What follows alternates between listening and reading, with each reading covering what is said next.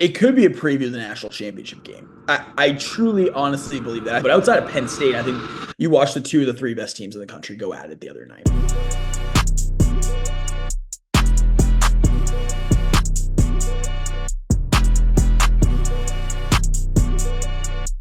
This is the 3 Point Stance. Today we're talking about some of the games that happened. With me is Heisman voter Matt Degregorio coming on the show talking about this week. We got to start with the biggest upset here. Alabama playing Florida State 31-17. A heartbreaker for Alabama, but more than that, it seemed like Alabama had some sort of underlying problems maybe in that defense. A lot of guys looked like they quit late in the game. Matt, what are you looking at with this team going forward, as well as FSU and Tommy Castellanos? Yeah, so I actually know the two leading tacklers for Alabama pretty well, Bray Hubbard and Justin Jefferson, and both social media had a field day with their effort. From what I know about both of them, and I know their character, they are two of the hardest working individuals that you'll ever meet. I think that got blown out of proportion a little bit there at the end. I don't really believe that team gave up. So I wanted to start with that. I think that Alabama was, as a whole, right? They did look less inspired than in the past, right? But in the grand scheme of things, it's not an SEC game. I mean, obviously, it's overreaction. You want to wave the white flag already on Alabama. I would kind of hold up and wait on that for a little bit.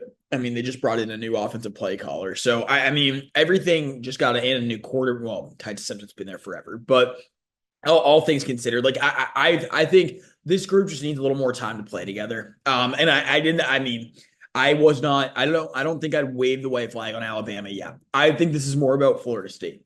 Florida State last year was a top 10 team preseason.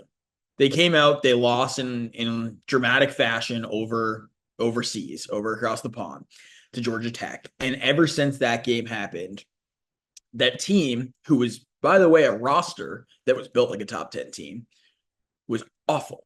And it's just the way that things can snowball.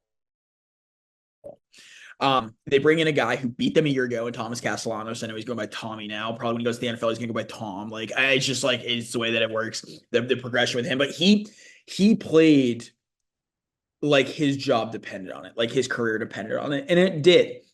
After everything that he had said and all the comments that he had made before that game, I'd make the case like that was the most important game that he'll ever play in his collegiate career. He's played a lot of big games at Boston College. He was a baller. He played for Bill O'Brien last year. Obviously, that relationship did not end the way that most up in Chestnut Hill had hoped for.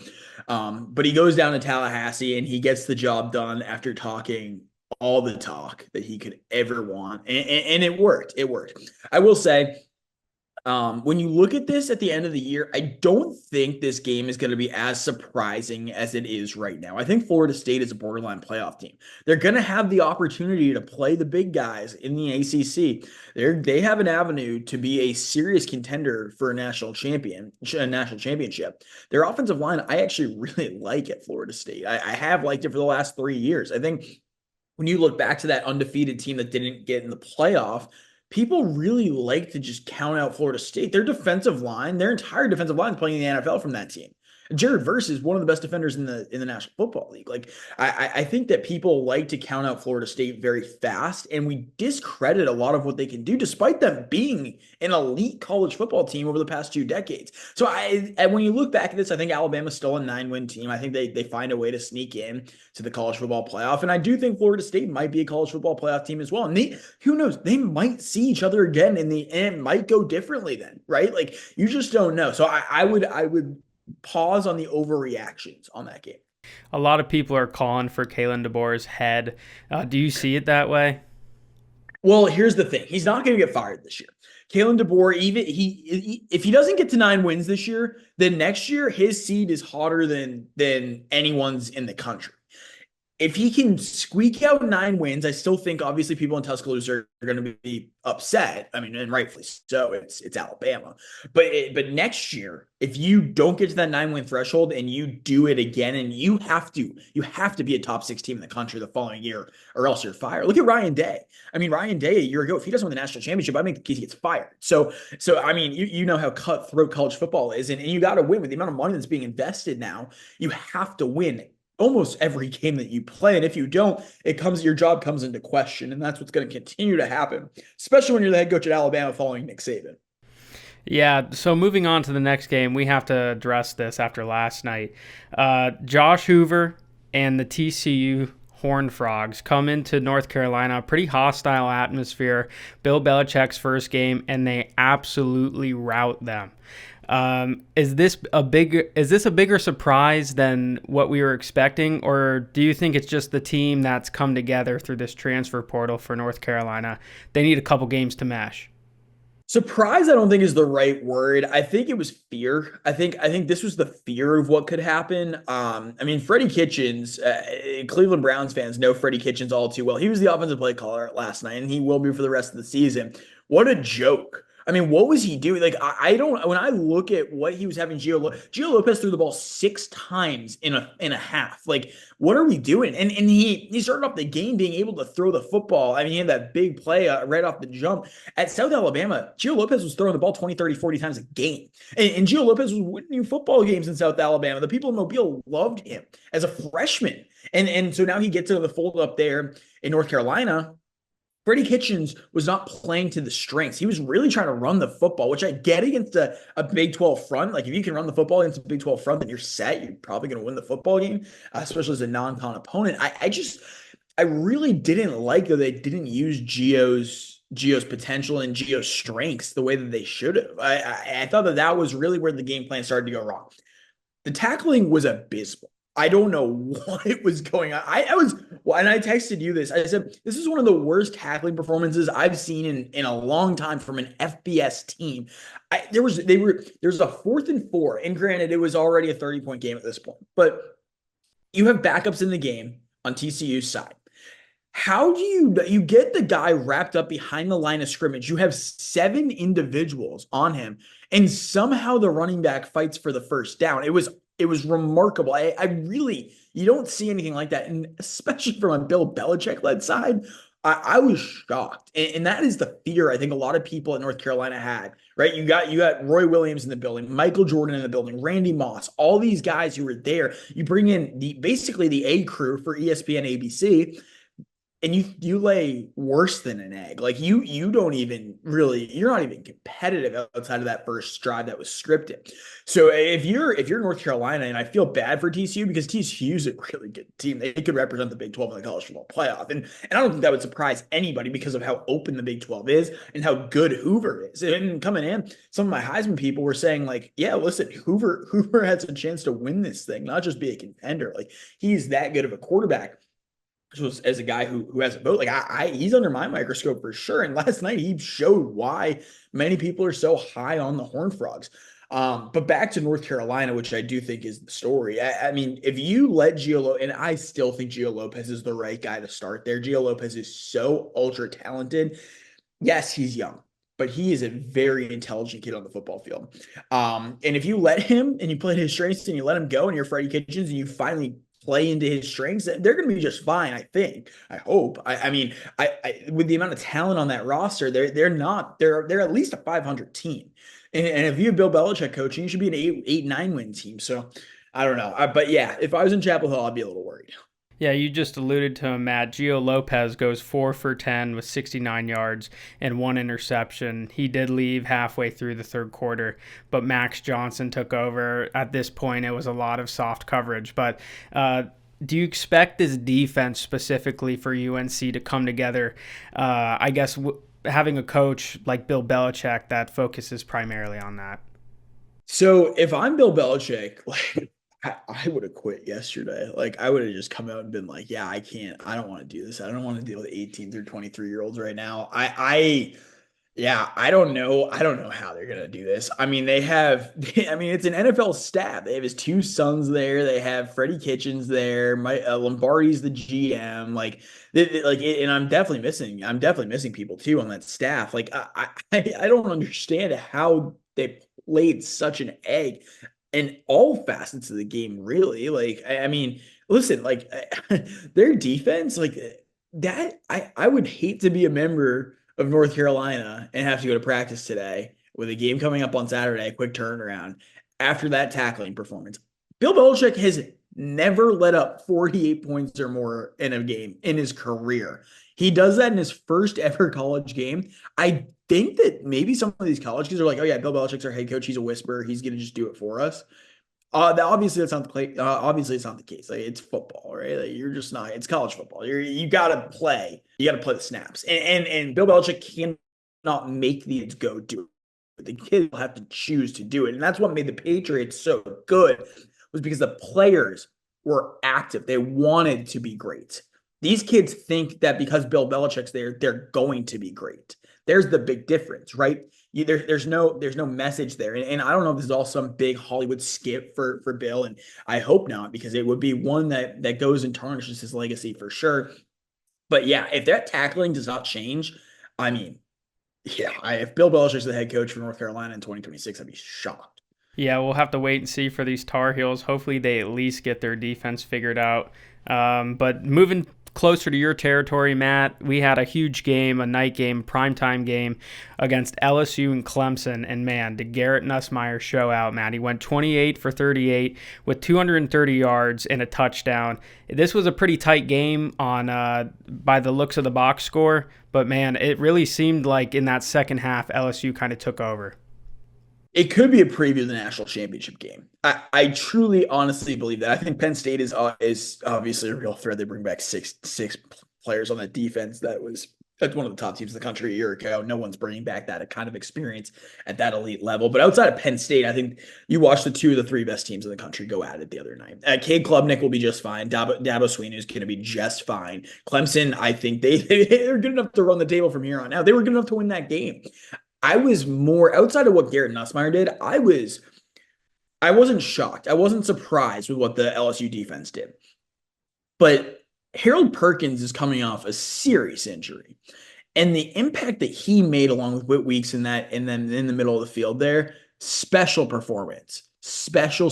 And that's why many people, and I've talked to you about this on this podcast before, thought that he could go in the top 5 of the NFL draft a year ago. He's going to make a case to be, I mean, I think he's going to be a first rounder, but like he's going to make a case to be a serious pick this year if he continues up this play.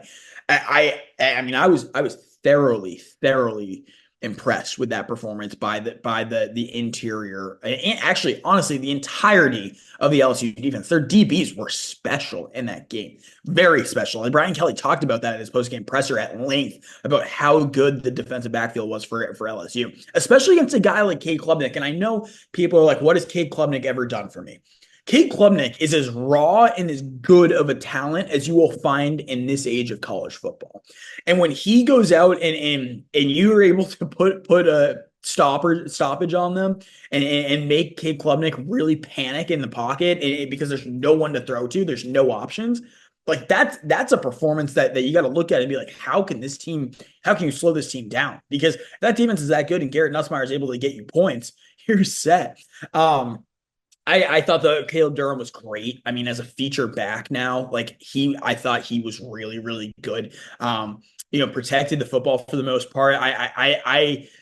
Which was it's always a question with running backs who now get a feature role. Like, can they protect the football? I mean, you just never know there. I really liked his game for the most part. I'll also say I think that there's a little bit of extra motivation. Garrett Nussmeier's dad, Doug, was in the stands. Doug is obviously the offensive coordinator for the New Orleans Saints, who are going to hold the top 5 pick in the NFL draft. So he's not just playing in front of his family; he's playing in front of the guy who could have a big time say in who's going to be making their top 5 pick in the draft. So outside of playing good in front of your family, you're playing good in front of the country, obviously, but in front of NFL scouts who are there analyzing your every single step, every drop back, every decision making, every word that you say in the huddle to be a leader. Those scouts are analyzing and they're judging you on. And I thought that he did an exceptional job, did exactly what he needed to do. But without that defense there at the end of the game, Nick, I think you're looking at an overtime game, and I think you're looking at a Clemson win. I think the home field advantage would have put them over the top. But man, what a big time stand at the end of the game in the final 2 minutes by LSU. Yeah, you literally just alluded to it, Matt. They pitched a shutout, that LSU defense, in the second half. And a guy you mentioned, Harold Perkins, the stat sheet doesn't do it justice, but he had 3 tackles and a sack. But man, he felt like he was all over the place. It felt like he was all over the place. And I'll tell you what, Matt, Clemson was favored going into this. Obviously, it was a home game, so they were going to be a little edged out. But LSU looked really impressive, specifically Garrett Nussmeier. I felt like he was very smart with his decisions. He looked like a pro quarterback out there, and at the end of the day, I think he'll be on the top of the board now for a Heisman candidate. But moving on to another game, maybe the game of the week. Ohio State and Texas, 2 young quarterbacks going at it with 2 great defenses. Matt Patricia's debut with the Ohio State Buckeyes, and he gave them a lot of fits. Matt, you grew up in New England, watching Patricia's defenses a lot. Kind of speak on him, how important he was, not only to kind of shake up a young quarterback in Arch Manning, but the looks that he gives to some of these teams, and how impressive is it that Matt Patricia in his first game kind of puts that Texas offense down? Yeah, I think, big time environment for two quarterbacks who really do not have any type of real experience playing in that environment.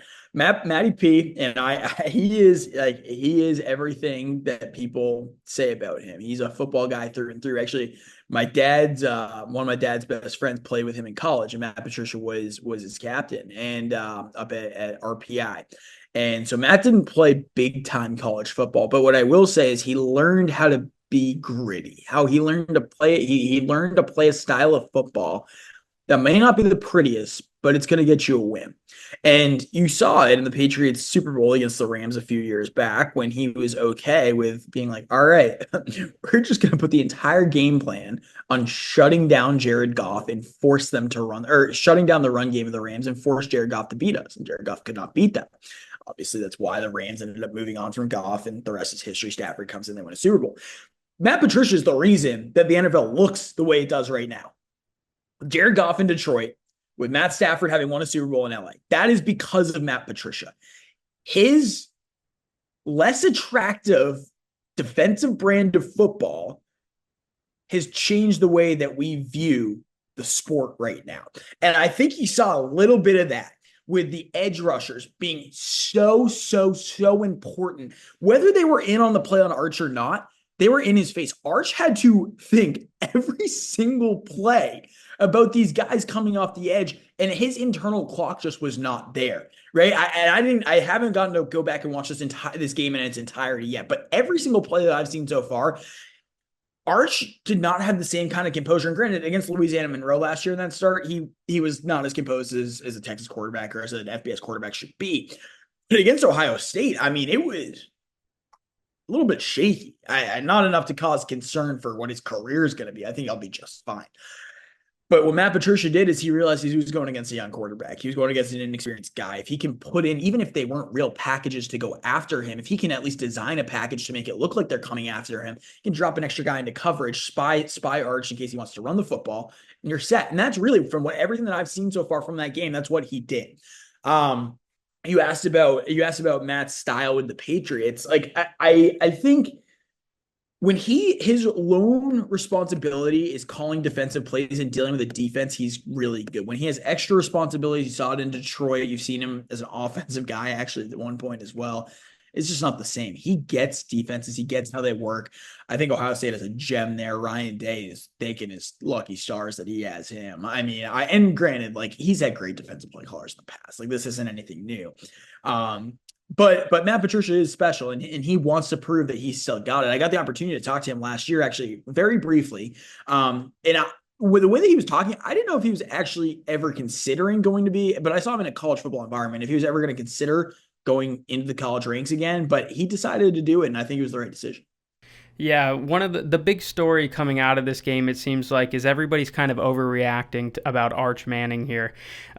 Just to read his stats off, he went 17 for 30 with 170 yards, 1 touchdown and 1 pick against arguably the best defense in college football. That remains to be seen. But what do you say on Arch's future, specifically this season going on from this big game? He'll be fine. I'm not worried about Arch Manning. Everyone can say what they want about where he went to high school. Peyton went there. Eli went there. Odell Beckham went there.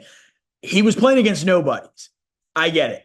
But he was also playing in a place that understands how to produce some of the greatest football talent that we've ever seen.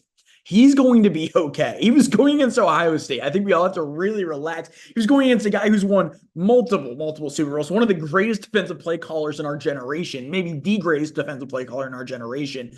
I don't know how much you can really expect out of this guy. Yeah, his name is a Manning, and that really has not served him great so far in his career. But let me tell you something. I think this guy's not just overhyped because of his last name. And anyone who says that, they're dumb.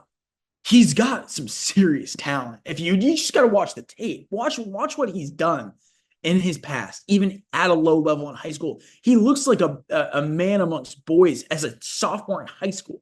Like, he's got some serious skill. He's got to take time. It takes time to get a quarterback going. And I think when Archie made these comments earlier in the offseason, his grandfather's namesake, about he's going to wait to go off into this next draft, I think Archie sees that little Arch needs some time to develop. And there's nothing wrong with that, especially in this day and age when you've got seventh-year quarterbacks who are going to be starting in the NFL midway through the season, like seventh-year college quarterbacks, right? As rookies, they're 25 years old, like 26-year-old rookies. It's like Brandon Whedon a couple years ago. But for Arch, I mean, he would be 22, 23 coming out of college at that point if he decides to wait. And I don't think it's a bad idea. I mean, Sark obviously would love to have him for an extra year, but no, he's going to be completely fine. I think I would not have too many worries about Arch Manning going forward. Yeah, just touching back on that defense of Matt Patricia, he's able to run that NFL sort of defense because of the personnel that he has. He has one of the best safeties, if not the best safety or defensive player in the country in Caleb Downs. He's got two returning cornerbacks, and it's Ohio State. They bring in a lot of guys on the defense specifically that are good. But so moving forward, we're going to go on to Miami Notre Dame, man. What a game to watch, first of all, Yep. from a fan's point of view. The story coming into this game seemed like it was going to be Notre Dame's defense against the Miami offense, and how good would Carson Beck play in his first game with Miami. But I will tell you this, Matt, Carson Beck looked incredible. He went 20 for 30, 205 yards, and 2 passing touchdowns. What do you expect for this Miami team going forward? I'm not as high on them as I think most people are. I really still think Carson Beck is a mid-tier quarterback. I don't love Beck as a player. I don't love him as a person. I really think that I mean, he played inspired football the other day. I'm going to give him credit for that. But I mean, even at Georgia, like, I didn't think that he was ever so special that he was going to be this guy that was going to change football for the University of Georgia, was going to go win multiple national titles, was going to, if he went to a different program like Miami, was going to win them a national title. I don't think he will. Yeah, they beat Notre Dame. Notre Dame had a brand new CJ Carr coming in. I mean, obviously, the history of CJ Carr, a lot of talent. A lot of people really like CJ Carr coming out of high school. There's a reason he didn't play last year. And well, Riley Leonard was a big part of that. I mean, very, very talented quarterback, very smart for a college quarterback. CJ Carr got to learn. And I didn't think CJ Carr looked awful necessarily in that game. I thought Miami's run defense was spectacular. I really didn't see them shutting down both Price and Love like they did. Neither running back went for over 75, 80 yards, I believe. And I think when you look at that was the whole game right there. Carson Beck is going to get the headlines because he's the starting quarterback for the University of Miami. I really think the front seven for Miami should get the flowers of this. That's the reason they won the football game. If you shut down Jeremiah Love and Price like that, like, you're gonna probably beat Notre Dame. I mean, you don't have to score many points in that case. And yeah, Notre Dame could have won that football game. And if I'm a Notre Dame fan, I walk away encouraged from that game. I say, listen, we went against a team who's probably going to play their best game of the season, and we were right there, down to a field goal with a kicker who was very inexperienced coming in, a kicker who had missed more field goals in his career than he's made. So yeah, you take that chance every single day of the week if you're Marcus Freeman, but they'll get right. I mean, they lost to Northern Illinois last year and they were in the national title game. I mean, really, like, let's be real. So yeah, I think Notre Dame will be fine. I actually think Notre Dame will be better than Miami this season. Yeah, one of the guys that seemed to break out for Miami was Malachi Tony, a guy from down here from American Heritage. He stays in Florida. But going back to Notre Dame, Jeremiah Love, which was their lead guy last year, one of the guys that was the explosive dudes on their offense, had 10 carries for 33 yards, and his longest carry was for 8 yards. So, I don't expect to see this much longer for Notre Dame. It does raise the question for me. Possibly Jeremiah Love wasn't 100% going into that game, but you were correct. Going back to that Miami defensive line, that line was stacked. Ruben Bain kind of led the charge, and man, that defense looked for real. But so moving forward to the next game we have Virginia Tech against South Carolina. Really is the Beamer Bowl. It kind of seemed like there. Obviously, Coach Shane Beamer coaching for South Carolina against Frank Beamer's Virginia Tech. But they got the win. But specifically, Matt, Lenore Sellers stuck out to me. He seems like a comparison. A lot of guys are talking about Josh Allen. So I've heard that a few times this week. But so kind of talk about, you're a Heisman voter, Matt. What are you looking in for a guy like Lenore Sellers to show you he's a Heisman contender? Lenore Sellers, actually, you made the comp to Josh Allen there. I thought he had some Mahomes-esque plays running around, extending plays. Like Josh Allen would kind of just lower his shoulder and go forward. Mahomes likes to run around, extend plays, get his receivers open in like flag football-esque ways. I thought that's kind of where Sellers, especially down the stretch, made his presence felt. Jaden Daniels, Heisman voters, including myself, loved him a couple years ago because that's what he did. Yeah, he had a lot of design runs, a lot more than the Lenore Sellers will get this year, but he extended plays in very unique and special ways. And I look at that because it's how you improvise. Like anyone can, not anyone, but most players at the FBS level can run a play if it's designed for them, if it's scripted, if it's something like that. Lenore Sellers, when the game was in jeopardy, not really for them, but with the game on the line, he was able to improvise and come up time and time again. Yeah, I thought Lenore Sellers was great. I don't think that should surprise any people with how good he was a season ago. Is he a serious Heisman contender? Yes. Does he have my vote after week one? No, but I mean, yeah, definitely a guy to look at for sure. I don't know if South Carolina is going to be better than 8 wins this year. I think Virginia Tech's a good team. And you obviously have that little Beamer-esque, kind of storyline going into that as well. So you can kind of factor in a 3-4 point edge for Virginia Tech in that case. I think South Carolina's schedule, when you look at it, they're not very favorable matchups. They have to go on the road to some places that are not very friendly to play in recent history. And they're also gonna have the expectations that they didn't have a year ago. How are they gonna be able to live up to that? Obviously, you're playing in a big environment. You're the lone game on at that time on a Sunday in an NFL stadium, and you got the win. That's huge for confidence, huge for momentum. And if you're Sellers, you walk away being like, I did my job, and he did do his job.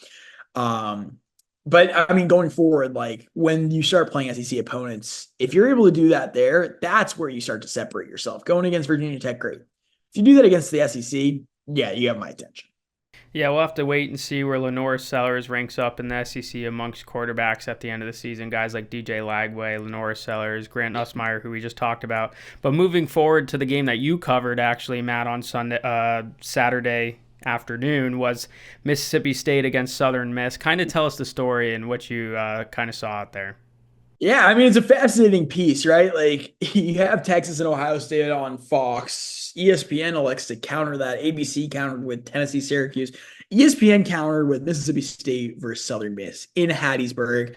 I mean, the fact that game was, I mean, you had that game on game day for a little bit for a pick in Corso's final show. Fascinating. But the storyline coming in is two of the worst teams in college football a year ago. How are they going to be after both teams brought in almost a combined 140 new players, 150 new players into the fold this year? And the first half was very good football. I mean, if you're Southern Miss, it was very good football. If you watch Blake Shapen, and a lot of Baylor fans who might tune in might be like, all right, the Blake Shapen experience coming off an injury. I really like Blake as a person, actually. But his play in the first half was brutal. And I thought their lines were brutal in that first half.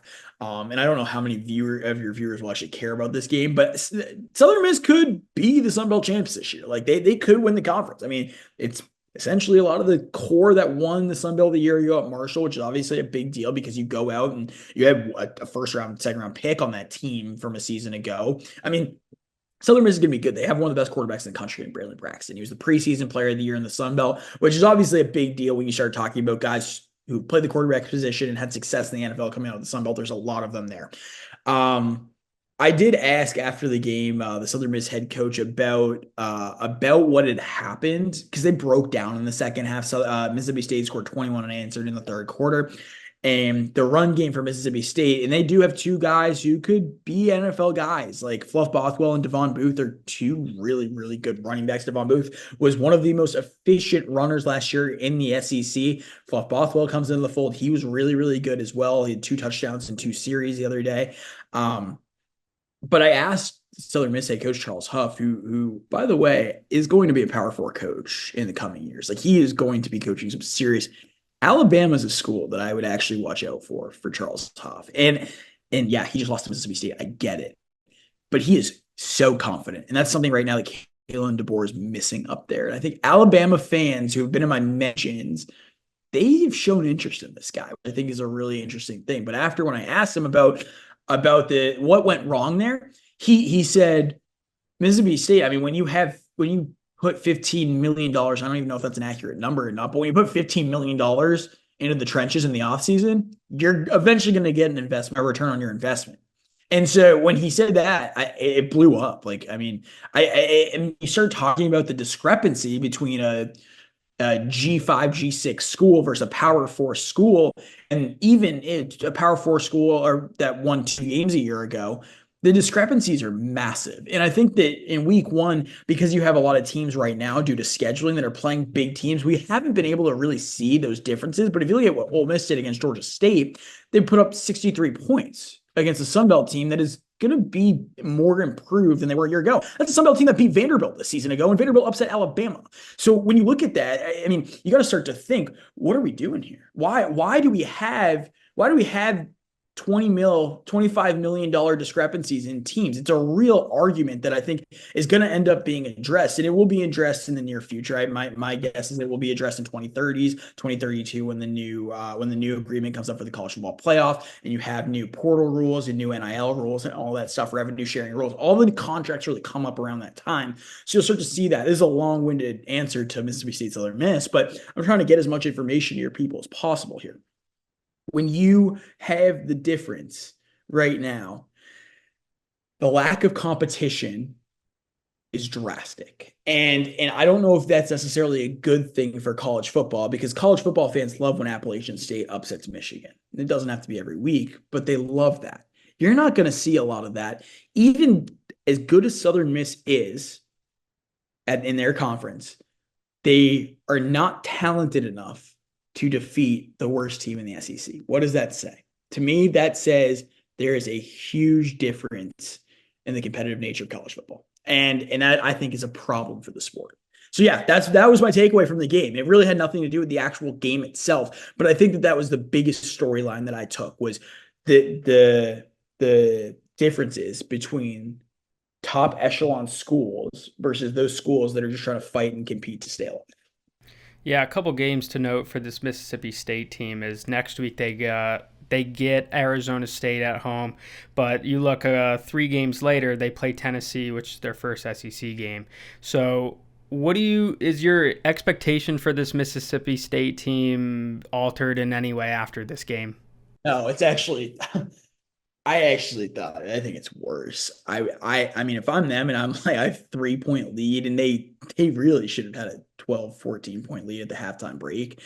Um, with how talented they are. And I did pick Southern Miss to win that game just because of how bad Mississippi State is. Yeah, no, although here's the breath of fresh air if you're in Starkville right now. Sam Levitt and Arizona State struggled with Northern Arizona, who's an FCS team. I mean, they looked worse than State did against Southern Miss in the first half against Northern Arizona. It was a 1-possession game there late in the third quarter.